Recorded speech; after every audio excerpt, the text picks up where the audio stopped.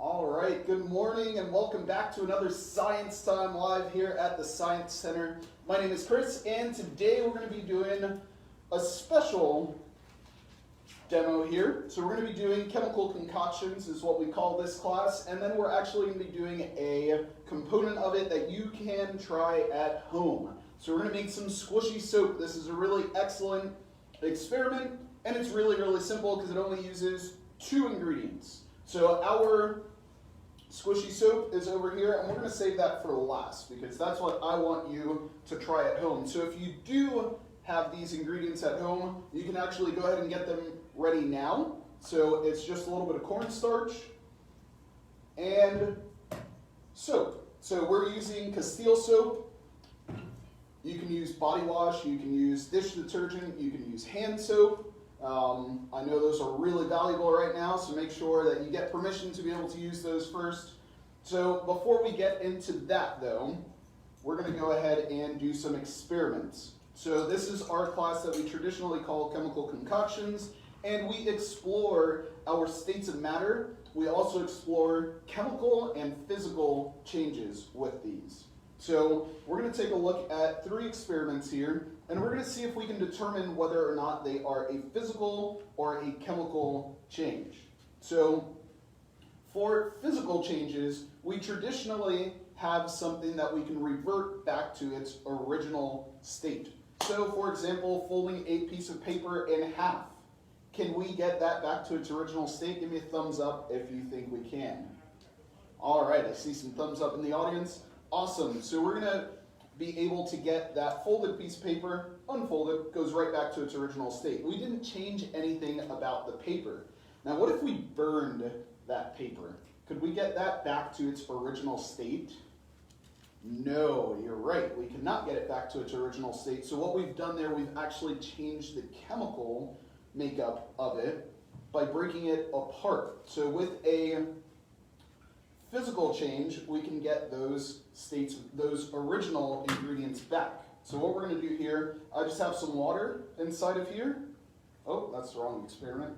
I have some water inside of this one and a little bit of sugar inside of this balloon. So we're going to see what happens when we pour that sugar into the water. So this is nice and warm water to help with the experiment. So I'm going to drop it in there. Okay, and to look for signs of a chemical change, some of the easiest ones that we'll be able to see are going to be a color change that doesn't really make sense. So if we put a clear liquid mixed with another clear liquid and it creates a crazy color, that doesn't really make sense. That's probably the sign of a chemical change. Well, in this case, we mixed some brown sugar with clear water, and we get this kind of yellowy color, and that kind of makes sense because we're mixing something brown into something clear. It's going to tint that color just a little bit. So we don't see much going on as I swirl this around. We can see the balloon still looks the same. Now, if this balloon did anything at all, or if we saw it change at all, that means that there is something forming inside of here. So I mixed a solid and a liquid. If we had a gas form, one of our states of matter, a new state of matter, if we had that form, that would be a better sign of a chemical change. So we don't see anything changing there. And the last thing that we want to look for in these 3 experiments is a temperature change. So our water was already warm, and it is still warm. It didn't cool down, it didn't increase in temperature at all. All that happened in here was that our sugar dissolved into our water. Our sugar dissolved into our water, so not much changed. Can we get that sugar back out of the water? Raise your hand if you think we can. Nobody? Okay, so we actually can. What if we use something like this, a strainer?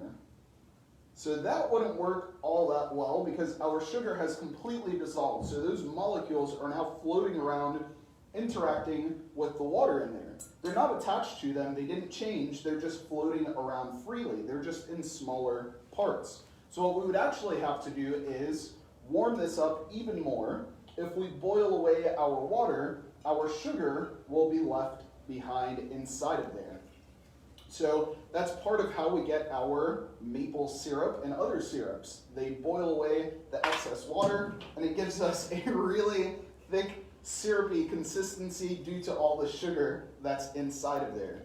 So we're not going to actually see that today, but know that it is possible to get our original ingredients back, which tells us that it is a physical change. Okay, so what we're going to look at with this one, we have vinegar inside of here. So the vinegar inside of here is room temperature right now. And then inside of the balloon, I put baking soda. So you may have seen this before. And if we mix these two together, a solid and a liquid, remember we mixed a solid and a liquid before, nothing happened. With our vinegar and baking soda, we're going to see what happens here. So we'll dump this baking soda inside, and you can see immediately that gas begins to form. So we can see those bubbles created, and that gives us a new state of matter. So we mixed a solid with a liquid, and it gave us a gas. Now that gas wasn't there before. All the chemicals that make up the gas, which is carbon dioxide, by the way, the same stuff that we breathe out, that carbon dioxide was trapped inside of here. So it's taking the oxygen from the vinegar and the carbon from the baking soda to create carbon dioxide, and that's what we see fill up this balloon here. So that experiment is a little more exciting. We get a gas created, and although you can't see it, I can tell you that our temperature on the vinegar has also dropped. So this is what we call an endothermic reaction, which means that the temperature actually decreases in the container. So looking at it, we have a color change that pretty much makes sense. So we're not going to see all three of those signs in every one of our chemical changes. So remember I said we're looking for a color change. That doesn't really make sense. So the color change in this one pretty much does make sense, but we're going to see a temperature change, which this one decreased in temperature, and then creation of a new state of matter. Another way of seeing this is what's called a precipitate. If you take two liquids and mix them together, and you get a solid that forms in there, that is a precipitate, and that is another type of a chemical reaction. And that's actually part of the process of refining gold and silver. Chemists will take liquids, most likely acids, and they'll precipitate the gold or the silver out of a liquid solution. Okay, so what we're going to do for our third experiment here. This one is a really fun one, and you may have seen it before. So this one is called elephant's toothpaste. So what we're taking is hydrogen peroxide, and this one is about 10% hydrogen peroxide, so a little stronger than what you would find at the store.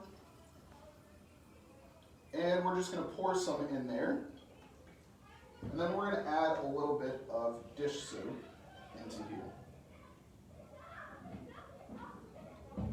So with our hydrogen peroxide, the reason that it comes in these dark bottles is because as the light hits it, it actually knocks off oxygen molecules. So the chemical formula for hydrogen peroxide is H2O2, which sounds a lot like H2O because they are very, very closely related. In fact, when the light hits the hydrogen peroxide, it knocks off those extra oxygen molecules, leaving it as water and hydrogen gas. So it changes the chemical formula, and it is in fact a chemical change. Now if you have really strong hydrogen peroxide and leave it out in the sunlight, not only will the sunlight warm it up, but the chemical reaction of releasing those oxygen molecules will release heat. So it is in fact a chemical change, although we're only using light and a liquid here. Okay, so now that I've got my hydrogen peroxide in there, remember it's the H2O2, and we all know that oxygen is a gas. So if you take a deep breath, you're breathing in about 21% oxygen there. So we're breathing in about 21% oxygen. Most of the air that we breathe is actually nitrogen. And then we actually breathe out about 16% of that oxygen that we breathe in. So this is going to release that oxygen gas. But our second ingredient in here, the soap, is going to create bubbles. Lots and lots of bubbles. So what I'm going to do here, I'm going to take my mixture. So this is water with some potassium iodide dissolved inside of it. And this is what we call a catalyst. A catalyst is something that lowers the activation energy of a chemical reaction. It can speed things up is what that means. So, again, like hitting it, breaking off those oxygen molecules, we're going to speed that up very, very quickly by adding this catalyst in there in 3, 2, 1. So you can see that color change that we have there already, and you can see it's forming those oxygen bubbles. Now, in this case, this is an exothermic reaction, which means that it releases heat. So had we used a stronger concentration of the hydrogen peroxide, it would release lots and lots of heat. And it actually can burn you because it releases so much heat. It starts to boil the water that's left over in there. And you'll see lots and lots of steam form. So for this one, this is a little bit of a safer household variation. But you can see it's creating lots and lots of foam for us. So lots and lots of foam in there. And those are all those oxygen molecules that are being trapped inside of those soap bubbles. So, for this one, we saw all 3 of those signs that we were looking for a chemical change. We saw that color change. As soon as I poured it in, it turned that dark brown, yellowy color. And in fact, you can still see it on the bubbles here. Second thing that we saw was that formation of a gas, a new state of matter. So I mixed 2 liquids together. So it was the liquid with the water with the potassium iodide, and then the hydrogen peroxide and soap. So technically 3 liquids all mixed together, and it created a gas, lots and lots of it, as we saw here. And then the last thing would be the exothermic reaction, in which it releases heat. So feeling the bottom of this container, it is warmer than it was when we started. This was at room temperature, and it's probably at 95, maybe 100 degrees now. It's definitely warmer. Okay, so if you have your materials ready, we can go ahead and move on to our cornstarch and soap to make our squishy soap. So for this, depending on how much you want to make, you can use about 1/4 cup with 2 tablespoons of detergent or soap, whatever it is that you're using. I'm just going to eyeball it here. And this part is not necessary, but it will make it easier when you're making your squishy soap, because the cornstarch tends to clump up. And clumps for this experiment are not good at all. So I'm just going to kind of eyeball it there. And that looks like about 1/3 of a cup that I have in there. So when you're doing this, you're going to want to add your cornstarch first. If you add the liquid first and then add cornstarch to it, it does make it a little more difficult because you're going to get clumps that start to form. So we're going to add this in here, and we're just going to add little by little and start to stir. So this is going to make a lot. So you'll see it doesn't look like much now,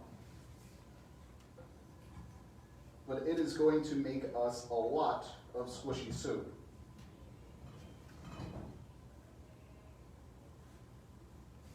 So as I continue to pour, just get a feel for what it looks like. It's kind of like making pizza dough, except in this case, we're not going to eat it. Okay, so it's starting to get a little clumpy, which is good. So we can see Now I can kind of form it and mold it in my hand, but you can see there's still a lot in there, and we want to get all of that out.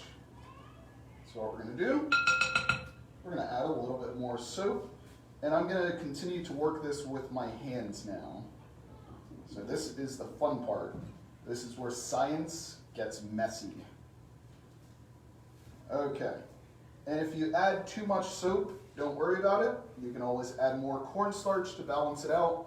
I just added too much soap, definitely. So you can see if you get a runny mixture like this, that is not what we're looking for. So we're going to add a little more cornstarch in there. See if I can do this left-handed. Okay. And just add little by little, because then you don't want to add too much cornstarch and then you're going to go backwards and it's not going to work. Okay, so we're getting to more of a consistency where we can knead our cornstarch and soap mixture. So when it stops sticking to your hand, kind of like this, that means that you are in a good place here.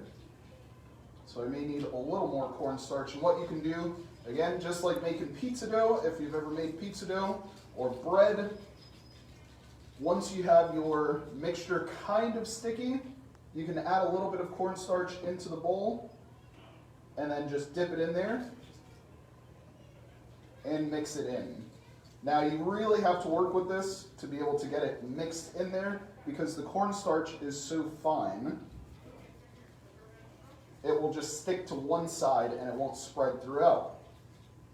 So we're getting to a really good point here, and I'll take off my gloves in a moment because my fingers are a bit sticky.